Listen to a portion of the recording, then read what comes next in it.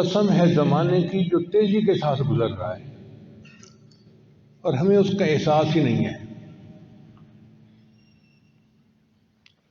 ایک بزرگ فرمایا کرتے تھے کہ میں نے ایک برف فروش سے سبق سیکھا۔ لوگوں نے پوچھا کیسے؟ کہنے لگے کہ گرمی کا موسم تھا، ایک برف فروش جو ہے وہ برف بیچنے والا کھڑا تھا، مگر کوئی گاہک نہیں تھا، اس سے کوئی خریدنے والا نہیں تھا، اور اس کی برف پگھل رہی تھی اور وہ بڑا پریشان تھا، اور وہ کہہ رہا تھا لوگوں رحم کرو اس شخص پر جس کا سرمایہ پگھل رہا ہے، کہ اگر آپ لوگ نہیں خریدیں گے تو میری تو برف پگھل جائے گی، کسی کام کی نہیں رہے گی اور میری تو نقصان ہو جائے گا۔ تو وہ فرمانے لگے کہ مجھے اس سے نصیحت یہ آئی کہ اگر اس کی برف پگھل رہی ہے تو ہماری بھی تو عمر وقت کے ساتھ ساتھ ختم ہو رہی ہے۔ غافل تجھے گھڑیال یہ دیتا ہے منادی، گردوں نے گھڑی عمر کی ایک اور گھٹا دی۔ گھڑیال کی جو ہوتی ہے نا ٹک ٹک ٹک، تو کہنے والے شاعر نے کہا کہ یہ جو ٹک ٹک ہے یہ کہہ رہا ہے گھٹا دی گھٹا دی گھٹا دی۔ ہماری بے وقوفی دیکھو کہ ہم اسی سوچ میں لگے رہتے ہیں جی عمر بڑھ گئی، نیا سال آ گیا، جی خوشی مناؤ نیا سال آ گیا۔ تو اللہ کے بندے نیا سال کہاں سے آیا؟ عمر کا ایک سال اور گھٹ گیا، عمر کا جو ایک سال تھا وہ اور گھٹ گیا، عمر تو کم ہوتی جا رہی ہے، زیادہ نہیں ہوتی جا رہی ہے۔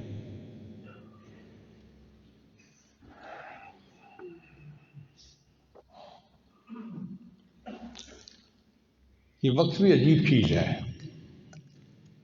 کسی نے کہا کہ وقت وہ ہے جو بچوں کو بوڑھا بنا دیتا ہے۔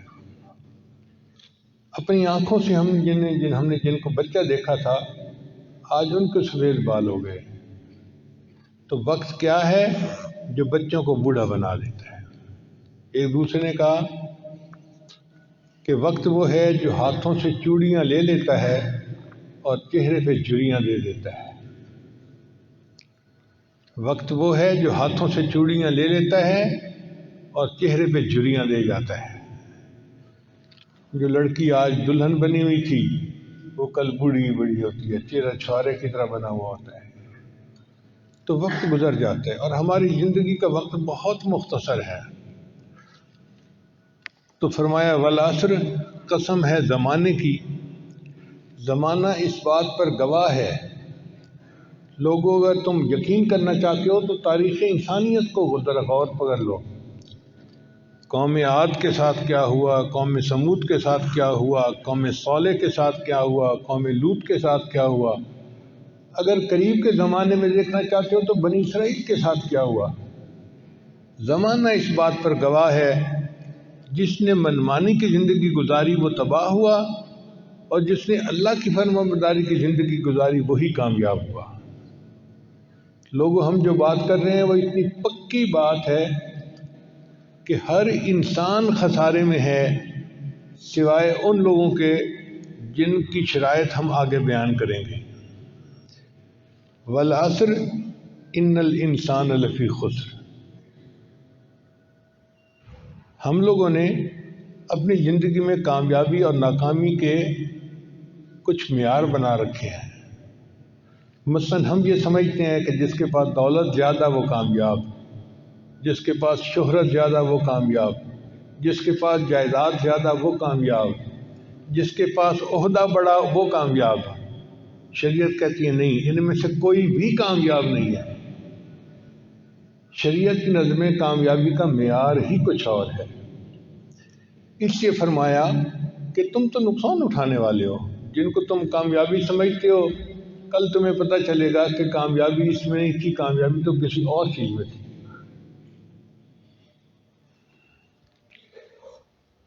صحابہ کرام میں سے بعض حضرات ایسے تھے جو بہت فقیر تھے، جیسے ابو ذر غفاری رضی اللہ تعالیٰ عنہ۔ نبی علیہ السلام فرمایا کرتے تھے کہ جس نے عیسیٰ علیہ السلام کا زہد دیکھنا ہو وہ ابو ذر کو دیکھے۔ ابو ہریرہ رضی اللہ تعالیٰ عنہ بہت فقیر انسان تھے، فرماتے تھے کہ مجھے بھوک ہوتی تھی اور بھوک کی وجہ سے میں مسجد نبی کے دروازے کے اوپر بے ہوش ہو کے گر پڑتا تھا۔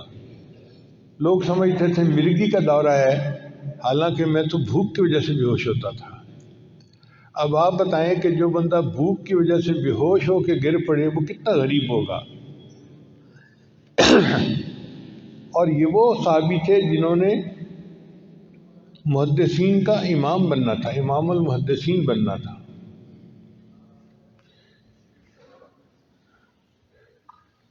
حضرت علی رضی اللہ تعالیٰ عنہ بھی بہت فقیر آدمی تھے، بہت ہی فقیر تھے۔ پوری زندگی انہوں نے زکوٰۃ ادا نہیں کی، اس لیے کہ زکوٰۃ فرض ہوئی نہیں تو ادا کیسے کرنی تھی۔ نہ اپنا گھر رہنے کے لیے تھا، نہ پیسے تھے۔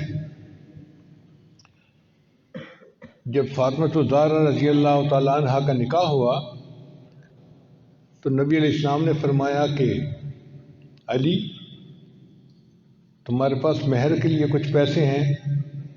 اے اللہ کے بھی میرے پاس تو کچھ پیسے نہیں۔ فرمایا کہ تمہارے پاس ایک زرہ تو تھی، زرہ کہتے ہیں شیلڈ کو، تلوار کی لڑائی ہو تو بندہ اس کے ساتھ بچتا ہے اس سے، کہ جی اللہ کے نبی صلی اللہ علیہ وسلم میرے پاس ایک زرہ تو ہے۔ فرمایا جاؤ بازار میں اسے بیچو اور مہر کے پیسوں کا انتظام کرو، ضروری ہے۔ تو حضرت علی رضی اللہ تعالیٰ نے اپنی شیلڈ بیچی اور مہر کے پیسوں کا انتظام کیا۔ اور رہنے کے لیے گھر نہیں تھا تو ایک انصاری صحابی نے ان کو ادھار پہ مکان دے دیا کہ جی میرے گھر۔ تو فاطمہ الزہرا رضی اللہ عنہ کی جو رخصتی ہوئی وہ ادھار کے مکان میں ہوئی۔ آج کے دور میں آپ بتائیں کوئی اپنی بیٹی کا رشتہ ایسے بندے کو دینا چاہتا ہے؟ نہ اپنا مکان ہے، نہ اپنے پاس کوئی انکم ہے، اور مہر کی رقم کے لیے بھی اپنی چیز بیچ کے وہ پیسوں کا انتظام کر رہا ہے۔ ایسا فقیر آدمی۔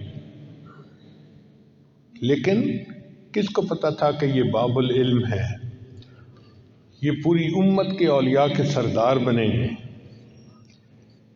اور وہ کامیاب انسان تھے۔ آج ظاہر کی دنیا صرف مال و دولت کو کامیابی سمجھتی ہے۔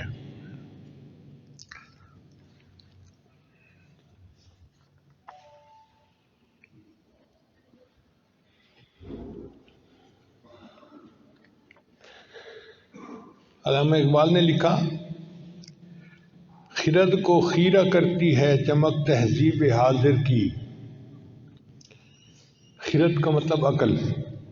خرد کو خیرہ کرتی ہے چمک تہذیب حاضر کی، یہ سن آئی مگر جھوٹے نگوں کی ریزہ کاری ہے۔ یہ دھوکہ ہے سرا کہ دولت کو، چمک دمک کو کامیابی سمجھنا۔ میں بڑا کامیاب، میرا کاروبار بڑا اچھا، میری انڈسٹری چل رہی ہے، میرا بزنس چل رہا ہے، مجھے پیسے آ رہے ہیں۔ بھئی یہ کامیابی نہیں ہے، خسارے میں ہو۔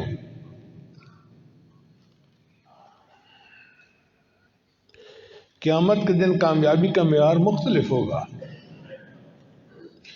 بہت لوگ ہوں گے جو ملینر ہوں گے، بلینر ہوں گے، اپنے اپنے شہروں کے بڑے بڑے جیولر ہوں گے، پیسوں میں کھیلتے ہوں گے، مگر قیامت کے دن ناکام ہوں گے۔ ان الانسان لفی خسر، اللہ فرماتے ہیں بے شک انسان یقیناً خسارے میں ہے۔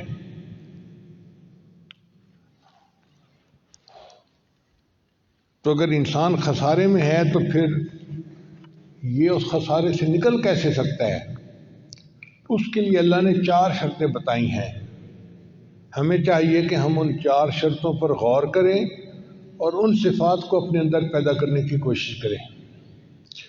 پہلی شرط الا الذین آمنوا، سوائے ان لوگوں کے جو ایمان لائے۔ ایمان کہتے ہیں اللہ کو اس کی صفات کے ساتھ ماننا، اللہ کے رسولوں کو ماننا، کتاب کو ماننا، ملائکہ کو ماننا، قیامت کے دن کو ماننا، اور تقدیر کے اوپر ایمان لانا۔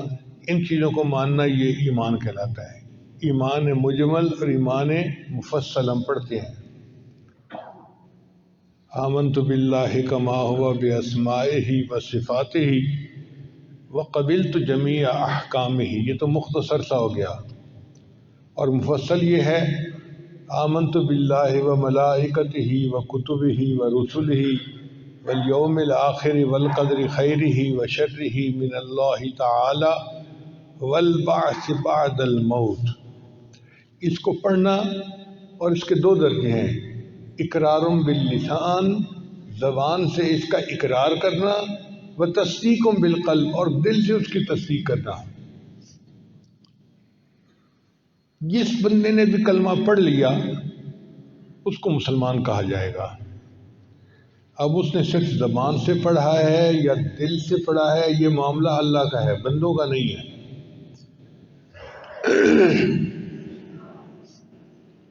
چنانچہ ایک صحابی تھے اسامہ بن زید رضی اللہ تعالیٰ عنہ،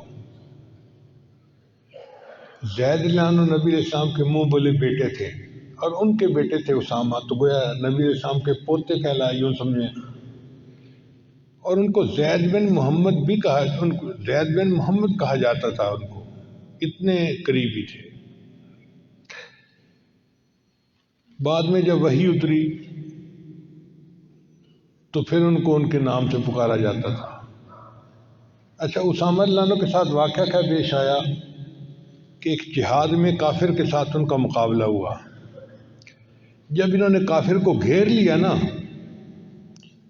اور کافر نے سمجھا کہ اب میں ان کے رحم و کرم پہ ہوں، تو اس نے اونچا کلمہ پڑھ دیا، لا الہ الا اللہ محمد رسول اللہ۔ اسامہ رضی اللہ عنہ نے سمجھا یہ جان بچانے کے لیے کلمہ پڑھ رہا ہے، انہوں نے تلوار کا وار کیا اور اس کا سر اڑا دیا، اس کو قتل کر دیا۔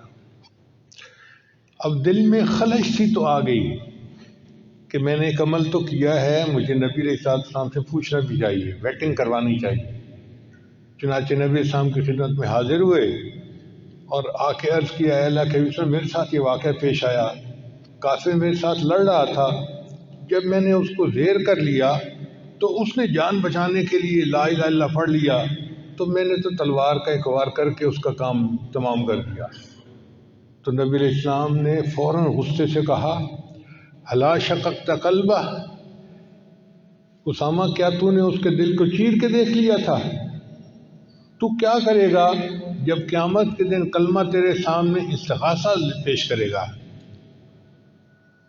وہ دل سے پڑھ رہا تھا، یہ زبان سے پڑھ رہا تھا، یہ معاملہ بندوں کا نہیں، یہ اللہ کا معاملہ ہے، ہمیں تو اس کی بات کو قبول کرنا چاہیے۔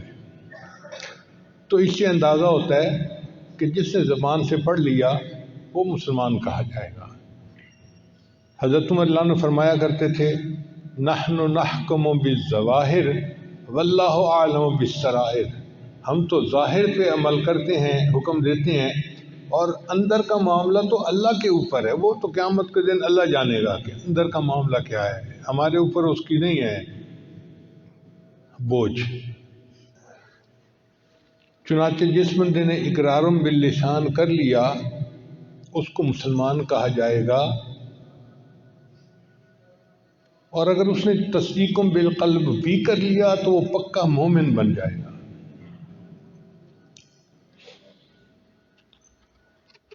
اس لیے اس کے دو درجے ہوئے، ایک ہے زبان سے اقرار کر لینا، اس سے بندہ مسلمان بن جاتا ہے، اور ایک ہے دل سے اس کی تصدیق کر لینا، اس سے بندہ مومن بن جاتا ہے، پکا مومن۔ چنانچہ کچھ اعرابی نبی علیہ السلام کی خدمت میں حاضر ہوئے، اعرابی سے مراد دیہاتی بندے، اور آ کے انہوں نے کلمہ پڑھا اور اپنے ایمان کا احسان جتانے لگے۔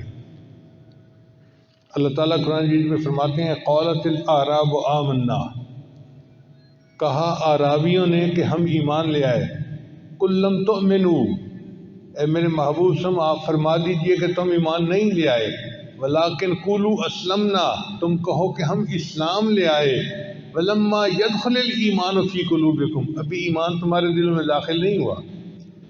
تو اسلام میں آنا الگ چیز ہے اور ایمان کا دل میں آنا ایک الگ چیز ہے۔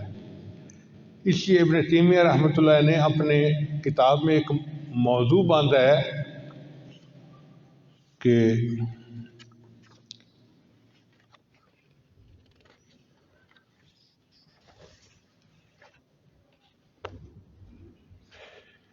اثبات الاسلام بغیر الایمان، کتنا عجیب ہے، اثبات الاسلام بغیر الایمان، ایمان کے بغیر بندے کا اسلام، کہ مسلمان اس کو کہا جائے گا لیکن ایمان اس کے اندر نہیں ہے۔ اور اس میں انہوں نے یہی آیت پیش کی ہے، قالت الاعراب آمنا قل لم تؤمنوا ولكن قولوا اسلمنا ولما يدخل الايمان في قلوبكم۔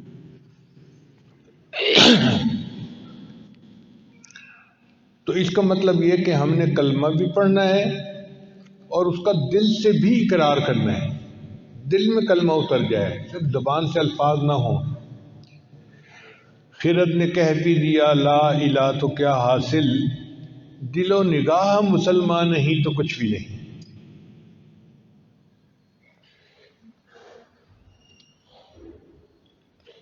علامہ اقبال نے کیا خوبصورت شعر کہا، تو عرب ہے یا عجم ہے تیرا لا الہ الا، تو عرب ہے یا عجم ہے تیرا لا الہ الا، لغت غریب جب تک تیرا دل نہ دے گواہی، جب تک دل گواہی نہ دے تیرا لا الہ الا اللہ لغت غریب، پرانی زبان پڑھنے کے معنی دے اور اس کے علاوہ کچھ نہیں۔ تو اقرارم باللسان پہلا قدم اور تصدیقم بالقلب دوسرا قدم، ہمیں یہ دونوں قدم اٹھانے ہیں اور اپنے دل سے تصدیق کرنی ہے کہ یا اللہ ہم آپ پر ایمان رکھتے ہیں، آپ کے رسول صلی اللہ علیہ وسلم پر، ان کی ختم نبوت کے اوپر، ان کی شریعت کے اوپر ہم یقین رکھتے ہیں، ایمان رکھتے ہیں۔ اس طرح پھر انسان مومن کہلائے گا، مسلمان کہلائے گا۔ اچھا، ایمان کے بارے میں ایک بات اور بھی ذہن میں رکھیے کہ دو بڑے آئمہ تھے، دونوں بڑے امام تھے، ان کے درمیان اختلاف ہو گیا۔ ایک سید الفقہاء تھے امام اعظم ابو حنیفہ رحمۃ اللہ علیہ، اور دوسرے تھے امام بخاری رحمۃ اللہ علیہ۔ امام ابو حنیفہ رحمۃ اللہ نے فرمایا الایمان لا یزید ولا ینقص، کہ ایمان نہ بڑھتا ہے نہ کم ہوتا ہے، اور امام بخاری رحمۃ اللہ نے فرمایا الایمان یزید و ینقص، کہ ایمان بڑھتا بھی ہے کم بھی ہوتا ہے۔ اب دونوں بڑے امام ہیں، آپس میں اختلاف ہے، لیکن اگر ہم حقیقت کو سمجھیں تو اختلاف کوئی نہیں ہے۔ امام اعظم رحمۃ اللہ علیہ سید الفقہاء تھے، یعنی فقیہ تھے، قانون ان کی نظر میں رہتا تھا۔ تو انہوں نے جب کہا الایمان لا یزید ولا ینقص، تو ان کا مقصد تھا قانونی ایمان۔ ایک بندہ جس نے کلمہ پڑھ لیا، اب قانون کی نظر میں وہ مسلمان ہے، بھلے وہ چور ہو، ڈاکو ہو، زانی ہو، شرابی ہو، جو مرضی کرتا پھر ہے تو مسلمان نہ۔ اس لیے اگر کوئی طوائف مر جائے تو اس کا جنازہ پڑھتے ہیں، گو اس کی زندگی گناہوں میں گزری، یہ الگ چیز ہے، لیکن ایمان تو ہے نا اس کے اندر، یہ تو نہیں کہہ سکتے کہ ایمان ہی نہیں اس کے پاس۔ تو امام اعظم رحمۃ اللہ کی نظر تھی قانونی ایمان پہ۔ وہ قانونی ایمان ایک ہوتا ہے، چاہے بندہ نیکی کرے یا گناہ کرے، ایمان اپنی جگہ پہ ہے۔ کلمہ پڑھا، اب وہ مومن ہے، اب اس کی اولاد اگر کلمہ پڑھنے والی ہوگی تو ان میں اس کی وراثت کو تقسیم کیا جائے گا، یہ قانونی عمل ہے جو پیش آئے گا۔ ان سے سوال کیا گیا کہ جناب اگر ایمان گھٹتا اور بڑھتا نہیں تو قرآن مجید کی آیت بتاتی ہے، اللہ فرماتے ہیں وَزَادَتْهُمْ ایمانا، ان کا ایمان بڑھ جاتا ہے۔ انہوں نے فرمایا دیکھو اس کی مثال ہے سمندر کی مانی، سمندر کا پانی ہوتا ہے ایک جیسا، جو اس کی مقدار ہے وہ وہی ہوتی ہے، لیکن جب چاند پہلی دوسری کا ہوتا ہے تو کشش کم ہوتی ہے، تو اس کے اندر تلاطم نہیں ہوتا، لہریں نہیں ہوتی، اچھلتا نہیں ہے، خام ہوتا ہے، کام اینڈ کوائٹ ہوتا ہے، ایسے لگتا ہے جیسے پانی گھٹ گیا ہے، نیچے اتر گیا ہے۔ اور جب 14ویں کا چاند ہوتا ہے تو اس وقت کشش بہت زیادہ ہوتی ہے، اس وقت 15-20 فٹ کی اونچی لہریں اٹھ رہی ہوتی ہیں، اور ایسے لگتا ہے کہ جیسے پانی بڑھ گیا۔ پانی بڑھتا نہیں ہے، پانی کے اندر تلاطم بڑھ جاتا ہے، پانی کی مقدار ایک جیسی ہوتی ہے۔ اسی طرح انسان کا ایمان ایک جیسا ہے۔ کبھی کبھی ماحول کی وجہ سے، اعمال کی وجہ سے محبت الہی اس پر اپنا رنگ دکھاتی ہے، اور اس کو لگتا ہے میرا ایمان بڑا بڑھ گیا، وہ تلاطم اس کے اندر آ جاتا ہے۔ اور کبھی کبھی گناہوں کی وجہ سے بالکل خاموش ہوتا ہے اس کا معاملہ، تو اس کو لگتا ہے جی میرا ایمان گھٹ گیا۔ ایمان نہ گھٹتا ہے نہ بڑھتا ہے، ایمان کے اندر جو طوفان ہے وہ گھٹتا بڑھتا ہے ماحول کی وجہ سے۔ جیسے تلاوت قرآن سے بڑھتا ہے کہ میرا ایمان بڑھ گیا، نیکوں کی صحبت سے بڑھتا ہے، اولیاء اللہ کی صحبت سے لگتا ہے کہ میرا ایمان بڑھ گیا، تو وہ تلاطم ہوتا ہے، وہ اس کے اندر ایک طوفان کھڑا ہوتا ہے۔ یعنی اہل اللہ جو ہیں وہ دلوں کو گرما دیتے ہیں، تو انسان کو لگتا ہے جی میرا ایمان بہت بڑھ گیا، مگر ایمان ایک ہی ہوتا ہے۔ یہ امام اعظم رحمۃ اللہ نے جواب دیا۔ اور امام شافعی رحمۃ اللہ سے پوچھا گیا، انہوں نے فرمایا کہ دیکھو ایمان جو ہے نا وہ گھٹتا اور بڑھتا ہے۔ پوچھا جی اس کی کیا دلیل ہے؟ ان کا کہ قرآن مجید کی آیت ہے کہ جو قرآن کی تلاوت کرتے ہیں وہ زادتہم ایمانا، اور ان کا ایمان بڑھ جاتا ہے۔ تو قرآن کی آیت سے ثابت ہے کہ ایمان بڑھ رہا ہے۔ اور پھر نبی علیہ الصلوۃ والسلام نے اعمال کو ایمان کے اندر شامل کیا۔ چنانچہ حدیث مبارکہ میں ہے کہ نبی صلی اللہ علیہ وسلم نے فرمایا لا ایمان لمن لا امانت لہ، جس کے اندر امانت داری نہیں اس کا ایمان ہی نہیں ہے۔ تو عمل کو نتھی کیا نا ایمان کے ساتھ، ولا دین لمن لا عہد لہ۔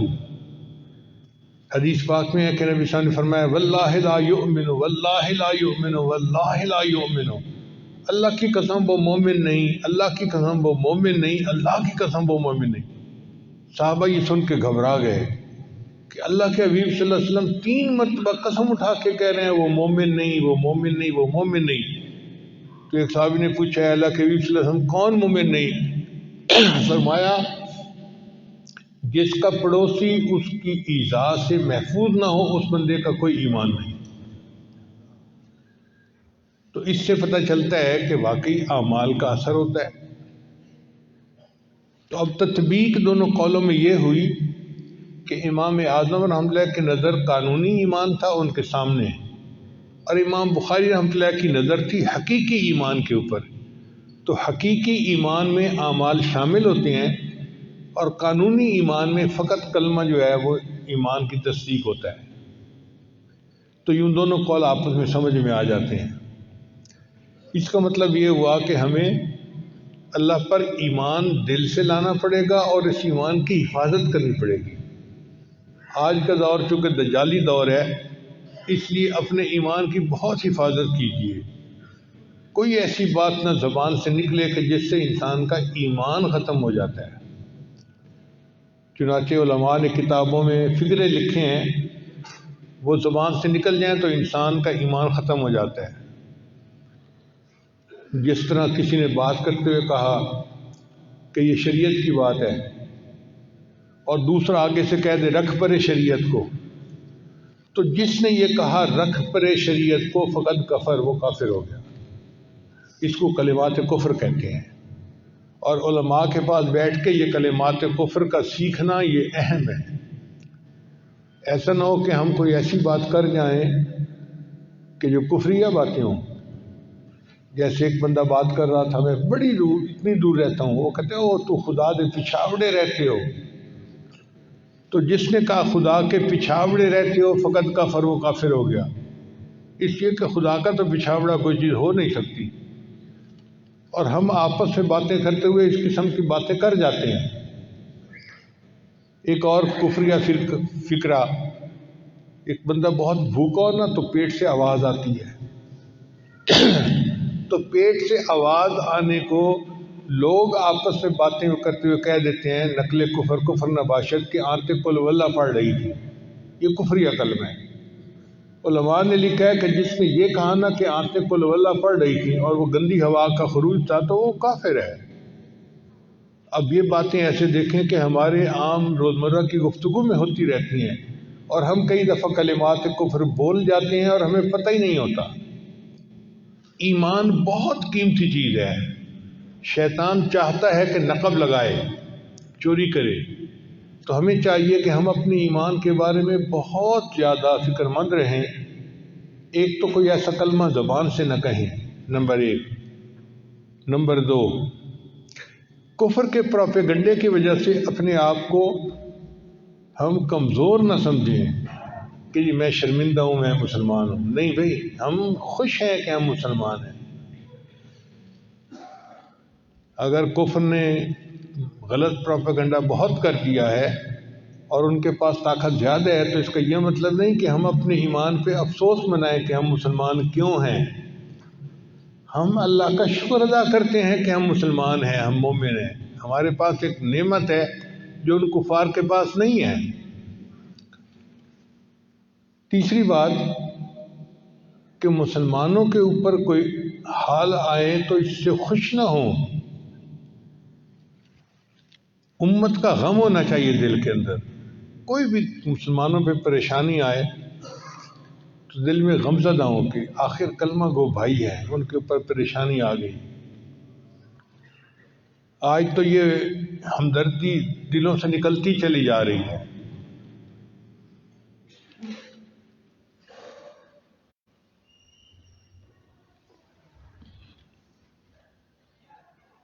اور جو بندہ مولویوں سے، طلباء سے اور دینداروں سے دل کے اندر نفرت کرتا ہوگا، اس کا ایمان ختم ہو جائے گا۔ مرتے وقت ایمان سے وہ محروم ہو جائے گا، کیونکہ اس نے ایمان کی قدر نہیں کی۔ اس لیے جو دین والے ہوتے ہیں، علماء، صلحاء، طلباء، ان کے ساتھ محبت رکھیں دل میں۔ کوئی حافظ دیکھیں اس سے محبت کا اظہار کریں، کوئی عالم دیکھیں اس سے محبت کا اظہار کریں، کوئی نیک بندہ دیکھیں اس سے محبت کا اظہار کریں۔ دینداروں کے ساتھ محبت کا اظہار کریں، پیار کا اظہار کریں، اگر چاہتے ہیں کہ ایمان سلامت رہے۔ تو ایمان کے بارے میں یہ چند باتیں تھیں جو آج کی محفل میں آپ کے سامنے پیش کر دیں۔ انشاءاللہ پھر موقع ملا تو جمعہ کے خطبے میں باقی 3 جو شرطیں ہیں ان کا بھی بیان کیا جائے گا۔ اللہ تعالیٰ ہمیں قرآن مجید کو سمجھنے کی اور اس پر عمل کرنے کی توفیق عطا فرمائے۔ وآخر دعوانا ان الحمد للہ رب العالمین۔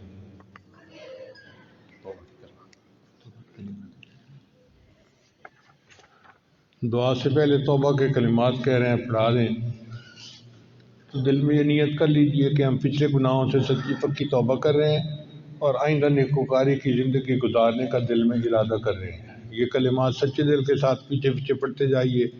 بسم اللہ الرحمن الرحیم، لا الہ الا اللہ محمد الرسول اللہ، آمنت باللہ و ملائکتہ و کتبہ و رسلہ والیوم الآخر والقدر خیرہ و شرہ من اللہ تعالی والبعث بعد الموت، آمنت باللہ کما ہوا باسمائہ و صفاتہ وقبلت جمیع احکامہ اقرار باللسان و تصدیق بالقلب، اشہد ان لا الہ